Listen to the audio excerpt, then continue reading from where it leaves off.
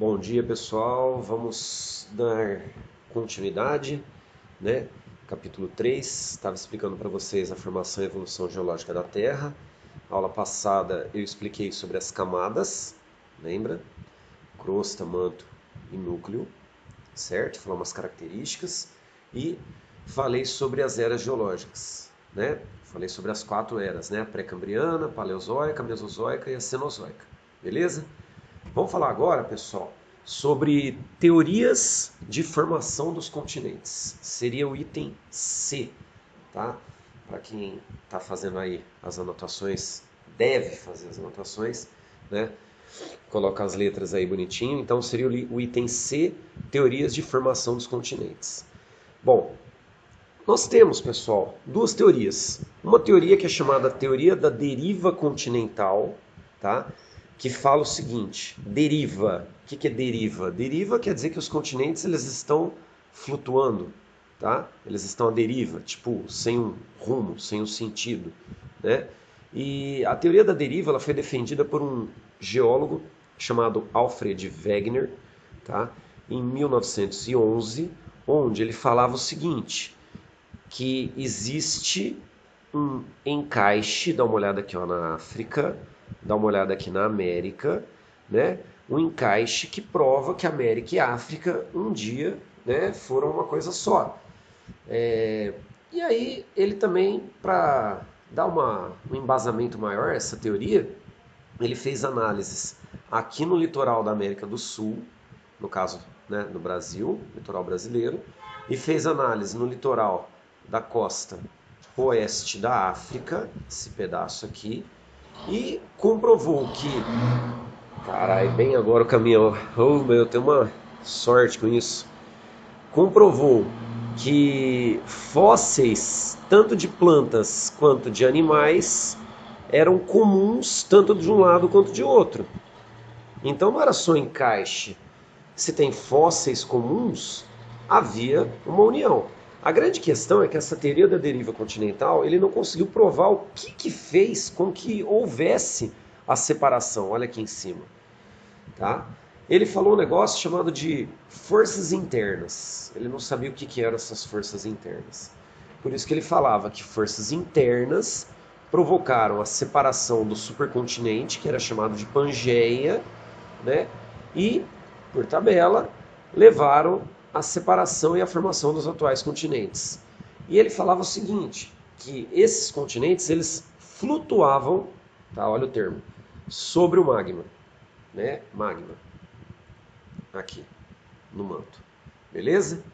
Bom, essa teoria, ela foi até meio deixada de lado. A galera meio que olhava para ele e falava assim, ah, tá, beleza, né? Tipo, foda-se o Wegener, né? O que o cara tá falando? Que os continentes flutuam, que tem força interna, da hora, né? E não deram muito, né, muito papo pro cara. Agora, durante a Segunda Guerra Mundial, nós tivemos vários submarinos cruzando aqui, ó, Europa para América do Norte para Europa. E na hora que eles cruzavam, tá vendo que eles estavam passando por isso aqui, ó? Eles começaram a passar por isso e começaram a perceber que no meio do Oceano Atlântico tem, né, melhor dizendo, uma cordilheira submersa. E que essa cordilheira submersa, ela se assemelha demais à Cordilheira dos Andes, às montanhas rochosas ali nos Estados Unidos e Canadá, aos Alpes, né? E aí falaram, vai, caralho, tem montanha embaixo d'água, né? Tem vulcanismo embaixo d'água. Nós temos a Islândia, ó a Islândia aqui, ó, galera, né? Que é uma ilha vulcânica, ou seja, tem vulcão, né? Como assim? E aí começaram a fazer estudos, né? Isso no pós-Segunda Guerra Mundial, e viram que o mundo é dividido por um imenso mosaico, tá vendo? Ó? As peças de quebra-cabeça, ó. E esses mosaicos, eles se encaixam e eles são nada mais nada menos do que as chamadas placas tectônicas. E aí, pessoal, a teoria da tectônica de placas, ó, segunda teoria, primeira teoria da deriva continental, tá? Teoria da tectônica de placas, ela vai explicar o que o Wegener não conseguiu explicar. O Wegener falou que eram forças internas, né? A teoria da tectônica de placas vai falar que nessa realidade, essas forças internas seriam as placas tectônicas. Então, assim, não é que a teoria da tectônica de placas ela é a certa e a do Wegener é errada. Na realidade, a teoria da tectônica ela comprova a teoria do Wegener, certo?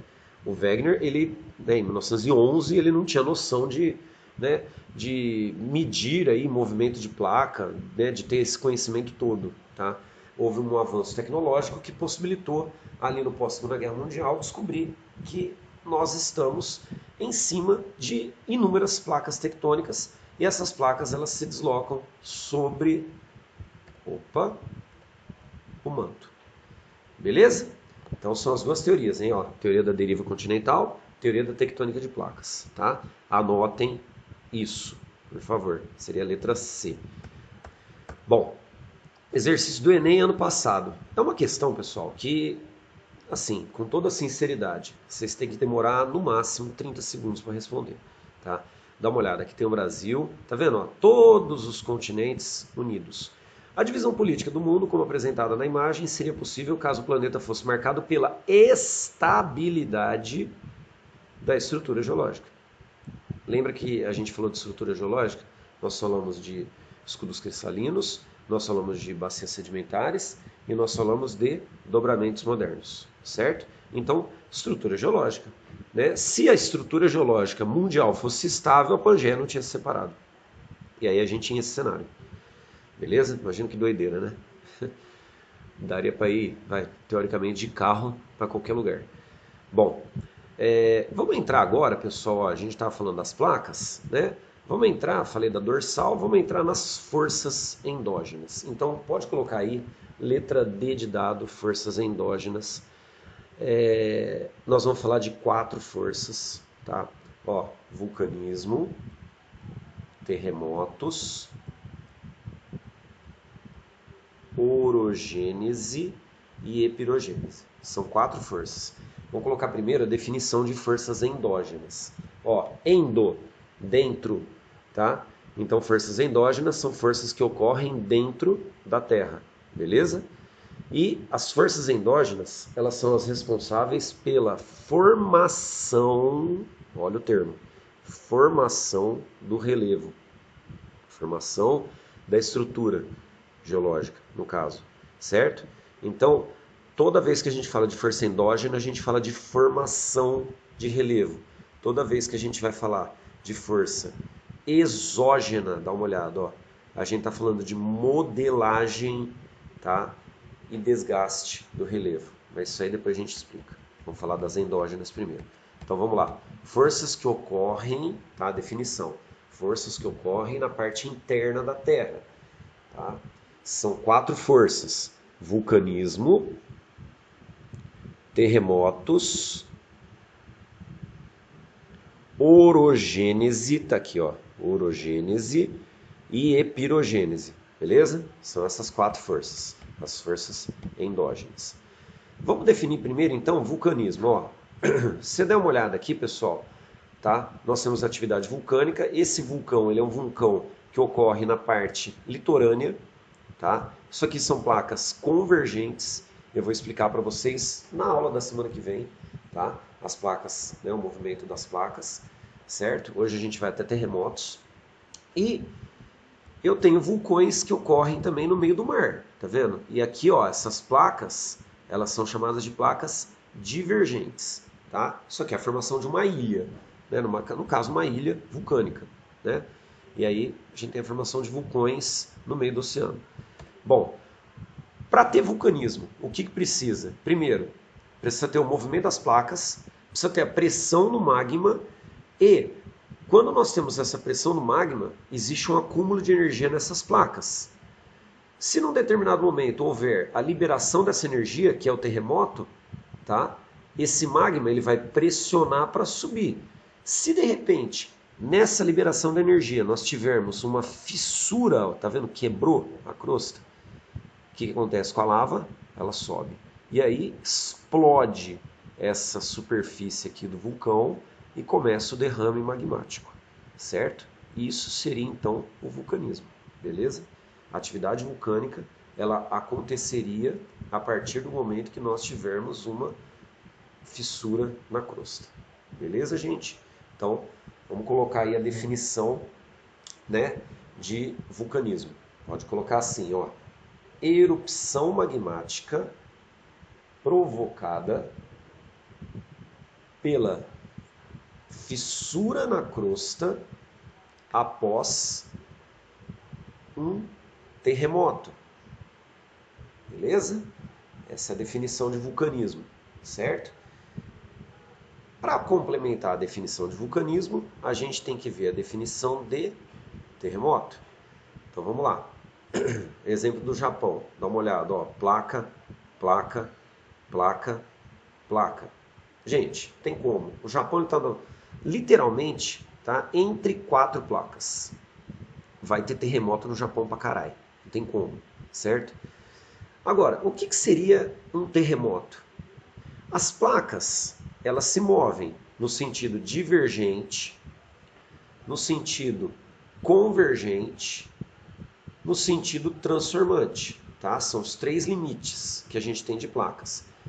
Nos 3 limites, esse movimento vai gerar um acúmulo de energia na placa. Ó, aqui é o magma, aqui é a placa, certo? Esse acúmulo de energia, num determinado momento, ele acaba chegando no limite. E aí, libera. Com a liberação dessa energia, nós temos a propagação do tremor. Beleza? Pessoal, o tremor, ele vai acontecer na placa e ele vai se propagar até a superfície. E aí a gente tem o terremoto. Beleza? Então, vamos colocar a definição de terremoto, tá? Pode colocar assim, ó: tremor provocado pelo acúmulo de energia nas placas tectônicas e a consequente liberação dessa energia. Beleza? Isso é o terremoto, tá? Não caiam, por favor, eu peço, tá? Não caiam no erro, no senso comum de falar que terremoto acontece porque as placas se chocam. Nós temos terremoto também em placas que são divergentes.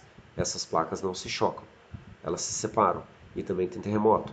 Essas placas, as transformantes, elas têm um limite paralelo e também tem terremoto. Não tem só terremoto em placa convergente.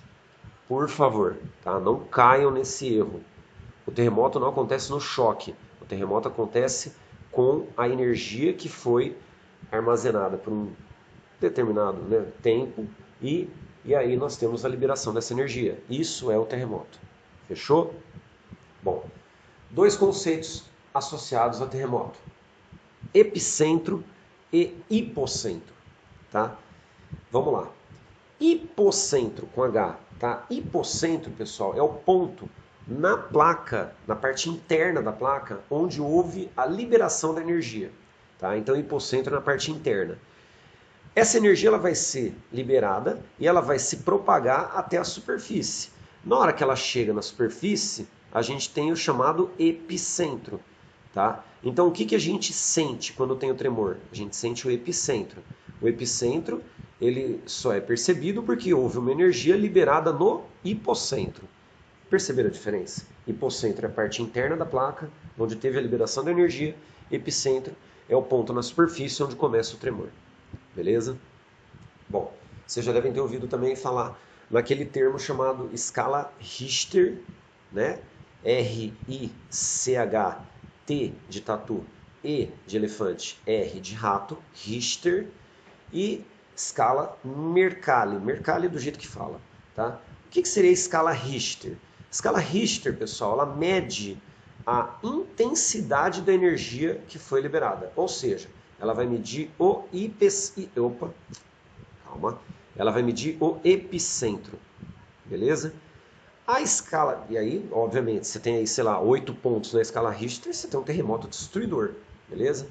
Bom, a escala Mercalli, ela vai medir o potencial que esse terremoto causou de destruição em um país, tá? Então ela vai em cima da infraestrutura. Então vamos lá.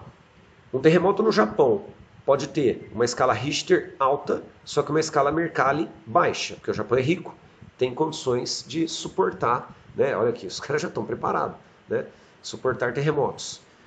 Um terremoto no Haiti, muitas vezes ele tem uma escala Richter baixa, tá? Mas, pelo fato do país ser muito pobre, as infraestruturas serem muito, né, fracas, muito ruins, a escala Mercalli é alta, porque um terremoto no Haiti destrói o país. Entenderam a diferença? Beleza? Olha só, guarda aí então. Na semana que vem nós vamos começar falando sobre tsunamis. Beleza, gente? É nóis!